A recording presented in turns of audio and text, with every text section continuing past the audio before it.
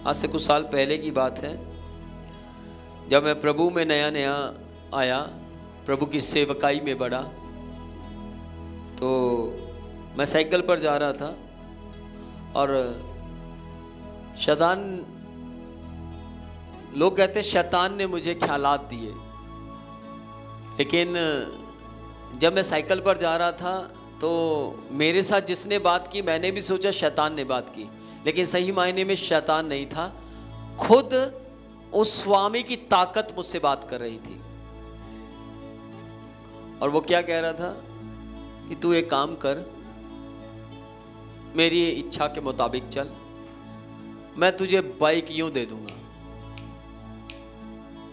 मेरी मर्जी के मुताबिक चल, मैं तेरे जूते बदल दूंगा, तेरे कपड़े बदल दूंगा, बस तू इतवार मुझे दे दे। क्या दे दे? सिर्फ इतवार मुझे दे दे, या तू एक वक्त पूरे दिन का मुझे दे दे। मेरे दिल में आया, यार क्या जाता है, देने में क्या जाता है, कितना कुछ मिल भी तो रहा है। लेकिन मुझे याद है, एक रात मैं बैठा था और परमेश्वर ने मुझे बोला, विनोद दो ही स्वामी हैं, दो रास्ते हैं, एक सकरा और एक चौड़ा। तू बीमार था, क्या तू उस बीमारी की हालात में जो स्वामी तुझे आवाज दे रहा, क्या उसकी सुन सकता था? जब हम बीमार हो, हमें कोई ऑफर दे, तो क्या हम उस बीमारी में ऑफर को पूरा कर पाएंगे? हाँ जी, जब हम बिस्तर पर पड़े हो, कोई ऑफर देगा हमें? लेकिन ऑफर क्यों आ रहे हैं? क्योंकि यीशु मसीह ने क्या कर दिया? चंगा कर दिया। उसके बाद मैं प्रभु को बोलने लगा, प्रभु नहीं, मैं तो आपके पीछे रहूंगा, चाहे कुछ मिले या ना मिले, मैं तो तेरे पीछे चलता रहूंगा। और मैं प्रभु के पीछे चलता रहा तो परमेश्वर ने एक बात बोली, विनोद सोच ले, अभी भी मेरे पीछे चलने में संकट बहुत ज्यादा है, मेरे पीछे चलने में संकट बहुत ज्यादा है, आरामदायक स्थान कम है। प्रभु देख ही जाएगी। इन 27 साल के अंदर मैंने आपको बताया था पिछली बार भी, 6 बार परमेश्वर ने मुझे मौत से बचाया। कितनी बार? आज मैं खड़ा हुआ सबको अच्छा लगता हूं, लेकिन जिसने मुझे 6 बार मौत से बचाया उसको कितना अच्छा लगता होगा। आमीन। किसको ज्यादा अच्छा लगता होगा बताओ? जिसने मुझे 6 बार मौत से बचाया उसको ज्यादा अच्छा लगता होगा, या मेरी मां बाप को मैं ज्यादा अच्छा लगता होगा? परमेश्वर को। आमीन। तो याद रखिएगा, 27 साल में आपको प्यार करने वाले बहुत मिलेंगे, मुझे भी बहुत मिले, लेकिन जो प्यार वो कर सकता है कोई नहीं कर सकता। Praise the Lord. आप कहीं फंसेंगे तो आपके कितने भी प्यार करने वाले, आप एक बार बोलो मेरी मदद करो, तो क्या होगा? भाई साफ सी बात है, मेरा भी तो परिवार है, भाई साफ सी बात है, मेरा भी तो परिवार है, मेरे भी तो हालात हैं, सॉरी। लेकिन वो परमेश्वर जिसकी आप पूजा करते हैं, उसके मुंह में सॉरी शब्द की कोई भाषा ही नहीं है। उसके मुंह में ये है, ओके मत डर, मैं तेरे साथ।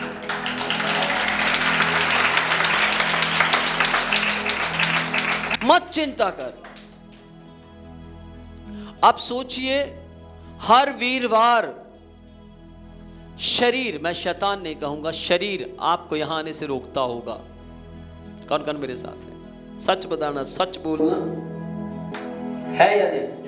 शरीर को आपको यहां आने से मुझे भी रोकता है, मुझे भी रोकता है, क्योंकि शरीर आत्मा के और आत्मा शरीर के विरोध में है।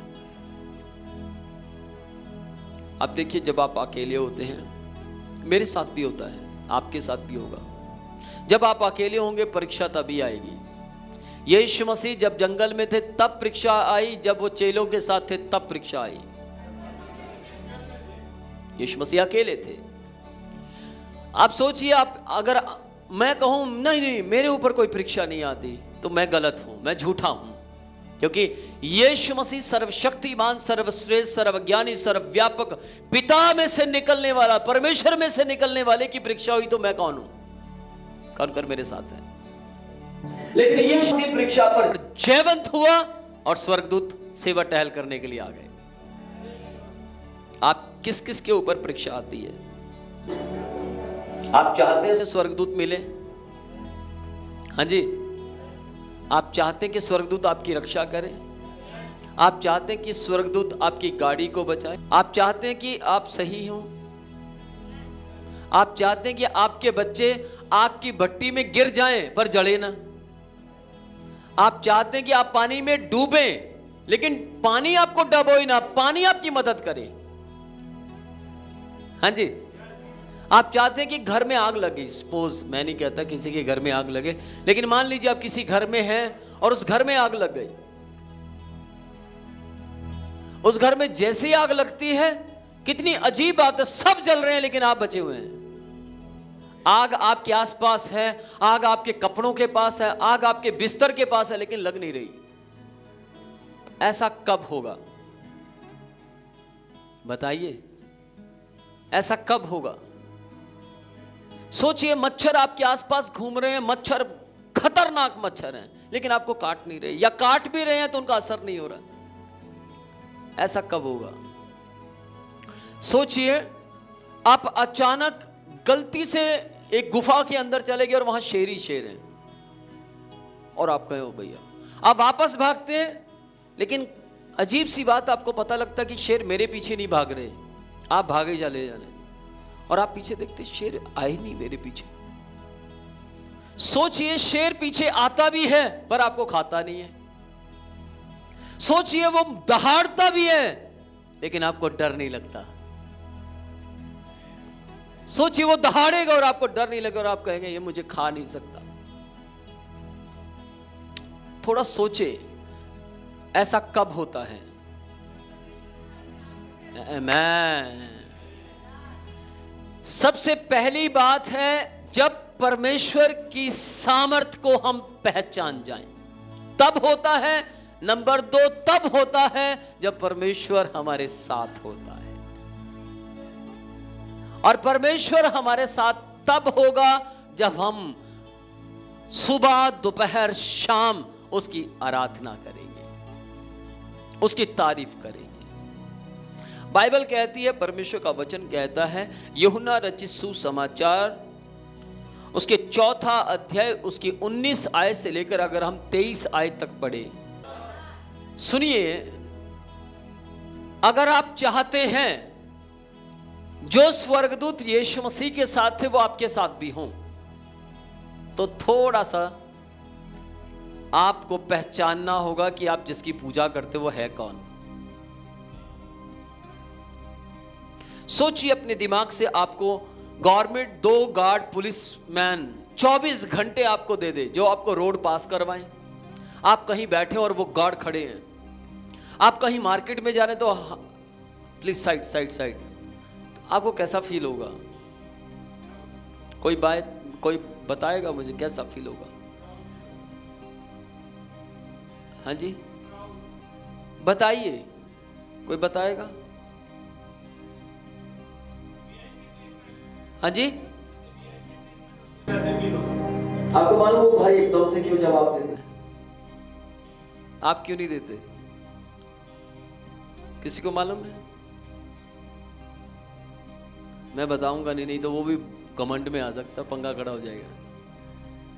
ध्यान से सुनिएगा, आपका जितना रिलेशन परमेश्वर के साथ होगा और जितना बाइबल पढ़ेंगे, पवित्र आत्मा अंदर से बोलेगा ऐसा बोल दे, क्योंकि आप बाइबल पढ़ते हैं और आप जानते हैं बाइबल में क्या लिखा है। किस किस को समझ आ रही है? आज से कुछ साल पहले की बात है, 3000 दुनिया थी। कितनी दुनिया? वहां प्रचारक जैसे मैं पूछ रहा ऐसे बार बार पूछ रहा था। 3000 लोगों में सिर्फ 7 लोग धड़ाधड़ जवाब दे रहे थे। उन 7 में एक मैं भी था। प्रचारक ने बोला 7 आगे आ जाओ, हम सातों आगे चले गए और 3000 लोगों में से 7 लोगों को प्रचारक ने चूज किया। ये जवाब क्यों दे रहे हैं? और उन्होंने 3000 लोगों को बताया जवाब इसलिए दे रहे हैं, मैं बता सकता हूं कि बाइबल इनके अंदर है। किस किस को समझ आ रही है? जब बाइबल आपके अंदर होगी, आप अपने परमेश्वर के बारे में बोलते हुए शर्म नहीं खाएंगे। आप सोचिए, जब आप डॉक्टर के पास जाते हैं, डॉक्टर आपको कहता है क्या बीमारी है, मान लीजिए आपको गुप्त बीमारी है, डॉक्टर बोलेगा चाहे वो आदमी हो चाहे औरत हो। अगर आदमी है, औरत को बोलेगा कि आप ड्रेसअप उतारिए, उतारेंगे या नहीं, हाँ या ना? कारण कौन है? वो डॉक्टर है। अगर मान लीजिए लेडीज है और आदमी को कुछ कहे कि भैया आप अपनी कमीज उतार दीजिए, क्या नहीं उतारेंगे? उतारेंगे। कारण डॉक्टर है। आप डॉक्टर के सामने शर्म नहीं खा रहे हैं, शर्म आ रही है, लेकिन फिर भी आपको आज्ञा माननी पड़ रही है। ध्यान से सुनिएगा, आप जिसकी पूजा करते हैं, हजारों लाखों करोड़ों डॉक्टर उसने बनाए हैं, तो क्या हमें उसके बारे में बोलते हुए शर्म आनी चाहिए? हाँ जी, नहीं आनी चाहिए। ये झिझक कहां से आती है? ये झिझक, मैंने पहले भी बोला, हमारी देह आत्मा के विरोध में है और हमारा आत्मा देह के विरोध में है। देह कहे कि चुप बैठा रहे, बाकी बोल तो रहे तो आराम से बैठा रहे, लेकिन ध्यान से सुनिएगा, जब आपका आत्मा ज्यादा बलवंत होगा, फिर देह की नहीं चलेगी, आत्मा की चलेगी। आमीन। सोचिए, आप किसके कंट्रोल में हैं? आप किसके कंट्रोल में हैं? आप वचन के कंट्रोल में हैं या फिर यूं कहें आत्मा के कंट्रोल में, शरीर के कंट्रोल में? अगर आप आत्मा के कंट्रोल में हैं तो अपना हाथ दिखाएं। कम लोग हैं आत्मा के कंट्रोल में। प्रचारक ने बोला जितने लोग मुझे अलग अलग टाइम में एकदम से जवाब देंगे, समझ जाइए वो सब आत्मा के कंट्रोल में है। आप पता लगेगा कितने लोग आत्मा के कंट्रोल में है। Praise the Lord. समझ रहे हैं? ध्यान से सुनिएगा, आप आत्मा के कंट्रोल में है। आत्मा आपको आगे बढ़ाना चाहता है, आत्मा आपकी रचना करना चाहता है, आत्मा आपकी बढ़ोतरी चाहता है, आत्मा आपको इस संसार के अंदर सहूलियत देना चाहता है, सहूलियत देना चाहता है। आत्मा आपको सहूलियत देना चाहता है। पिछले दिनों में मेरी बॉडी के अंदर पेन होने लगी। एक चेकअप करवाया ठीक, दूसरा चेकअप करवाया ठीक, तीसरा चेकअप करवाने जा रहा हूं। मुझे मालूम है वो भी ठीक होगा। Praise the Lord. प्रभु से पूछा, प्रभु ये क्या है? प्रभु ने बोला, मैं बता रहा हूं कि मैं ही सब कुछ करने की सामर्थ्य रखता हूं। जब एक चरवाहा भेड़ को लाइन में लेकर आता है तो कैसे लेकर आता है? हाँ जी, तो कहीं ना कहीं परमेश्वर मेरे डंडा लगा रहा है। देख ले बेटा, अगर नस दब गई तो पंगा खड़ा हो जाएगा। इसका मतलब ये नहीं है कि हम वो अपराध कर रहे हैं जो नहीं करना चाहिए, लेकिन ध्यान से सुनिए, कुछ भी है वो परमेश्वर को सब पता है। Praise the Lord. या इसलिए परमेश्वर होने दे रहा हो कि बहुत से लोग सीख जाएं। आमीन। याद रखिएगा, अगर आपके शरीर में कुछ भी प्रॉब्लम आ रही है तो समझ जाइए जो आपसे प्यार करता है वो आपको लाइन में लाना चाहता है। ट्रैक पर आ जाओ बेटा, ट्रैक पर आ। और हम ट्रैक पर, सोचिए ट्रेन का एक चक्का नीचे हो और एक ऊपर हो, duck duck duck duck duck duck duck duck duck duck duck, कैसे चलेगी ट्रेन? चलेगी थोड़ी देर तो करेगी duck duck duck duck duck duck, फिर उसके बाद या तो पलट जाएगी। तो याद रखिएगा, आप परमेश्वर के वो लोग हैं जिन्हें परमेश्वर अपने ट्रैक पर चलाना चाहता है। Praise the Lord. हमारे ऑनलाइन लोग बढ़ते जा रहे हैं, इसका मतलब आज का संदेश सबको समझ आ रहा है। आमीन। ध्यान से सुनिएगा, आप जिसकी उपासना करते हैं क्या नाम है उसका? परमेश्वर। सिंपल बोलिए परमेश्वर। हम परमेश्वर की आराधना करते हैं। आपको मालूम है, यदि परमेश्वर ने आपको गाने की सामर्थ्य दी है, या परमेश्वर ने आपको ताली बजाने की सामर्थ्य दी है, या परमेश्वर ने आपको बजाने की सामर्थ्य दी है, और आप अगर उस कला को दूसरे स्वामी के लिए इस्तेमाल करते हैं ज्यादा, तो परमेश्वर उस कला को वापस लेने की ताकत रखता है। किस किस को समझ आई?